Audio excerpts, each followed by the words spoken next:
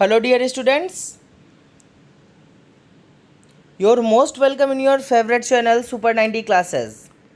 In today's class, we work on the topic of physics, which is most important for from the point of view of boards examination as well as competitive examinations. The topic is potential energy of a dipole in external electric field. Means किसी dipole की potential energy को calculate करना जब कोई external electric field में वो dipole place किया गया है. फर्स्ट ऑफ ऑल गाइज हम वर्क करेंगे what is the dipole.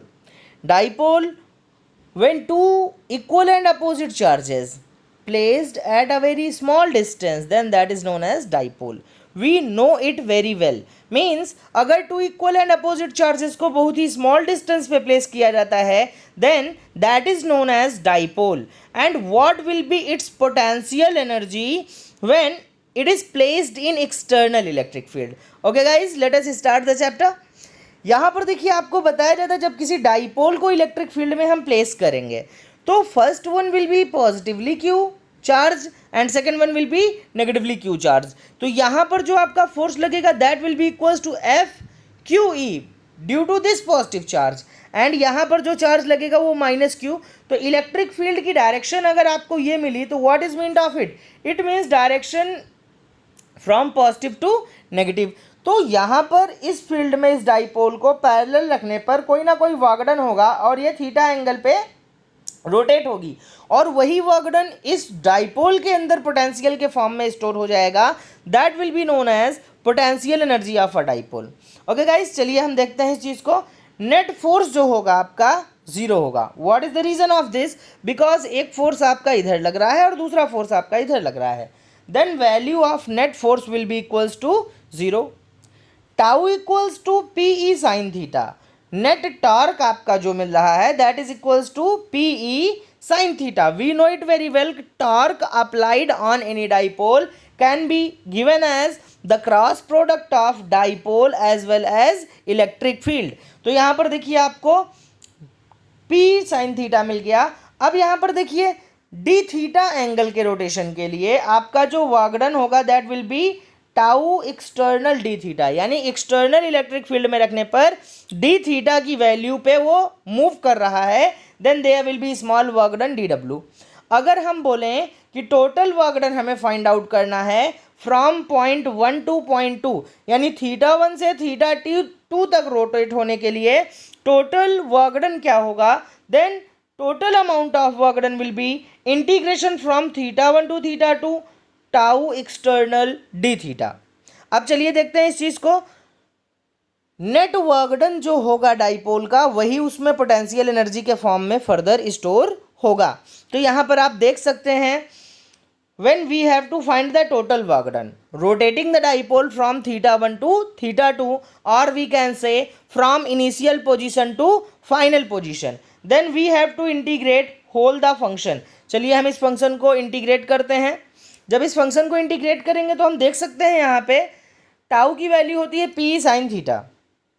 P will be constant and differentiation of sine integration of sine theta will be minus cos theta. Integration of sine theta will be minus cos theta. Sine theta का जो integration होगा that will be minus cos theta. तो यहाँ पर आपका minus cos theta आ गया and minus cos theta from theta one to theta two.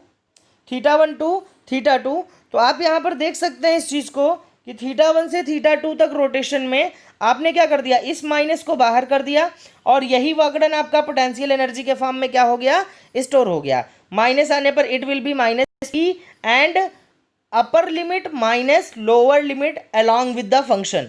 तो cos theta two minus cos theta one this is stored as potential energy of the system. जो ये work done होगा वही उसमें पोटेंशियल एनर्जी के form में store हो जाएगा. Then we can say potential energy at second position minus first position. यहाँ पर ये वन होगा minus P E cos theta minus P E cos theta one.